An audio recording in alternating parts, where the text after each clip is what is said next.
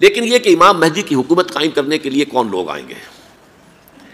عرب جو ہیں وہ اندر سے کھوکھلے ہو چکے ہیں، عیاشی نے، دولت نے، پیسے نے، دولت، پیسہ، عیاشی، اس کی وجہ سے کھوکھلے ہو چکے ہیں۔ یہاں میں آپ کو دو حدیثیں سنانا چاہتا ہوں۔ سنن ابن ماجہ کی روایت ہے حضرت ابو ہریرہ سے رضی اللہ تعالی عنہ، قال قال رسول اللہ صلی اللہ علیہ وسلم اذا وقعت الملاحم بعث اللہ بعثا من الموالی هم اکرم العرب فرسا واجودہ سلاحا یؤید اللہ بہم الدین، رواہ ابن ماجہ عن ابی ہریرہ رضی اللہ تعالی عنہ۔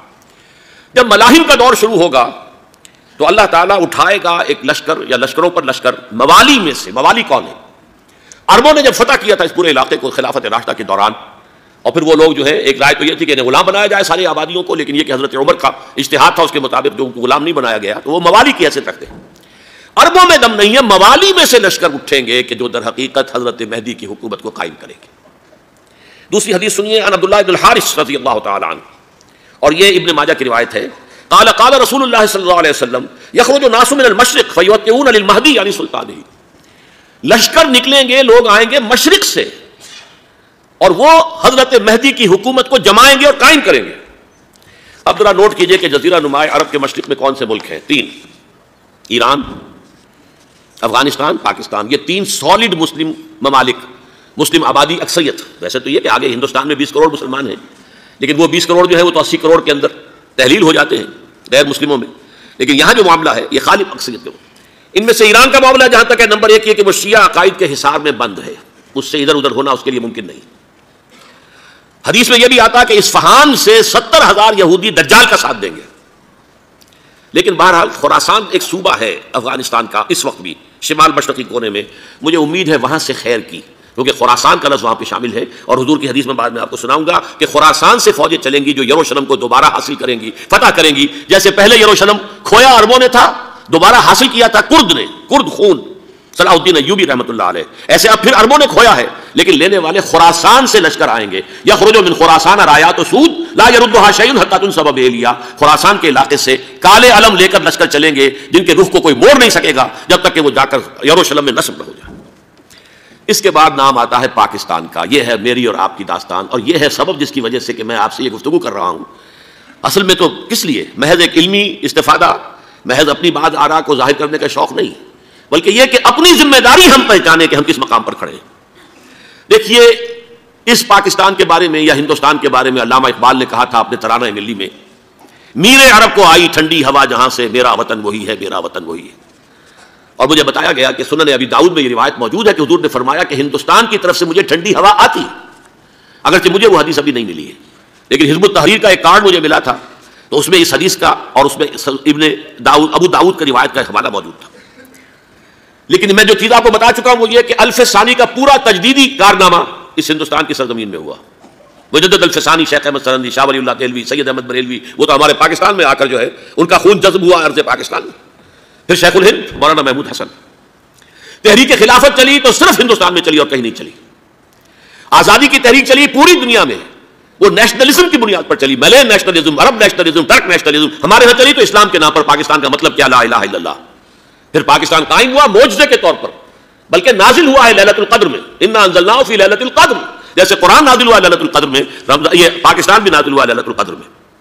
اس کا برقرار رہنا ابھی تک معجزہ ہے۔ ہندو یہ سمجھتا تھا، کانگریس سمجھتی تھی کہ جھٹپٹ ختم ہو جائے گا۔ پھر یہ کہ اس کا قرارداد مقاصد کا پاس ہو جانا، مزید بھی اور اضافی دفعات دستور میں آ جانا، اب کمرشل انٹرسٹ کو ربا قرار دے کر حرام قرار دینا، یہ سارے لینڈ مارکس ہیں کہ جو اشارہ کر رہے ہیں کسی چیز کی طرف، معاملہ کدھر جا رہا ہے۔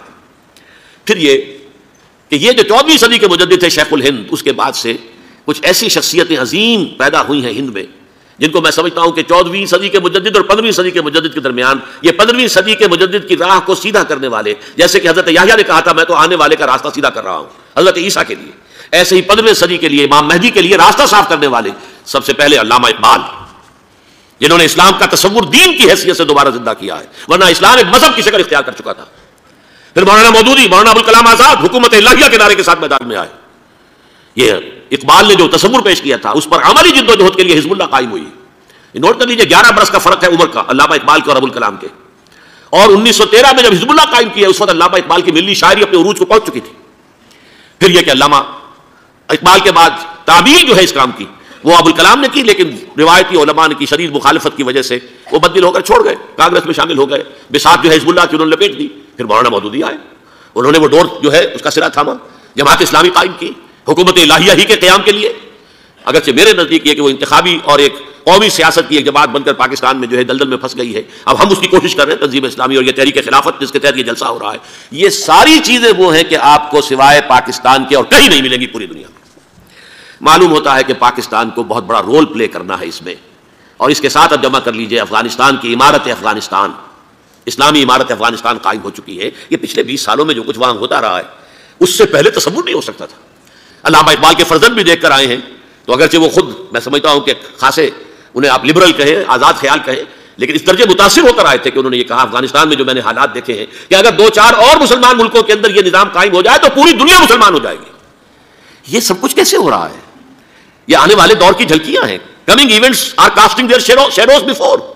یہ سب بتا رہے ہیں کہ پاکستان افغانستان کو مل کر اس میں کوئی عظیم رول پلے کرنا ہے۔ اور اس کے ضمن میں اب میں علامہ اقبال کے بارے میں آخری بات کہہ رہا ہوں۔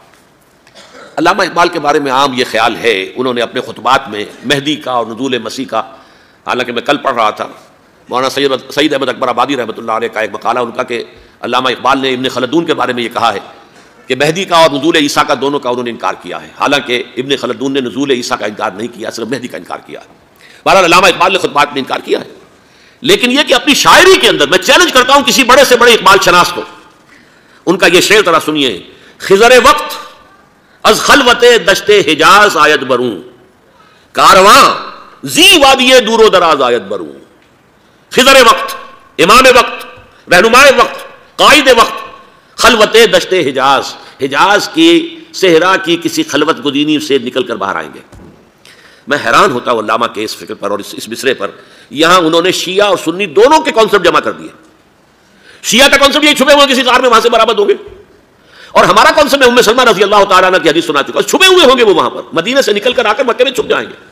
اس خانہ جنگی کی حالت میں لوگ ان کی طرف دیکھ رہے ہوں گے، سوچتے ہوں گے انہیں میدان میں آنا چاہیے، کوئی پارٹ پلے کرنا چاہیے، امت کی رہنمائی کرنی چاہیے، لیکن وہ چھپیں گے، وہ کارے ہوں گے، وہ اس ذمہ داری کو قبول نہیں کرنا چاہیں گے، جا کے چھپ جائیں گے مکے میں، وہاں سے مکے والے انہیں نکالیں گے، اور وہ کارے ہوں گے، انہیں بالکل یہ پسند نہیں ہوگا کہ یہ ذمہ داری اٹھائیں۔ تو خضر وقت از خلوت دشت حجاز آیت بروں، کارواں زی وادی دور و دراز آیت بروں۔ کارواں جو چلے گا ان کی مدد کے لیے اس وادی دور و دراز، اس عظیم وادی دور و دراز، یہ وادی سندھ ہے۔ وادی سندھ جو ہے ہم سمجھتے ہیں کہ صرف یہ پاکستان اور پنجاب جو ہے یہ اس میں شامل ہے، سندھ اور پنجاب نہیں، افغانستان کا پورا مشرقی علاقہ اس میں شامل ہے۔